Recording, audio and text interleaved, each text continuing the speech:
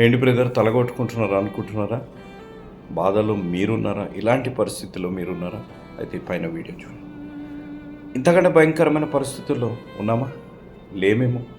ఒక్కసారి ఆలోచించండి. ఈ పరిస్థితుల్లో మనం లేము కాబట్టి దేవుడికి కృతజ్ఞతాస్తుతులు చెల్లిస్తాం.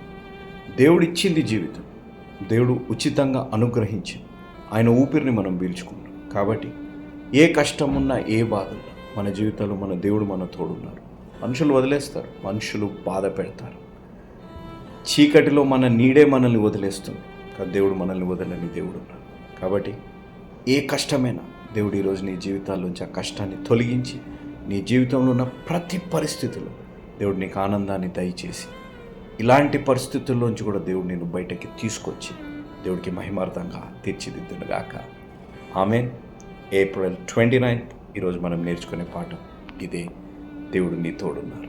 ఆమేన్.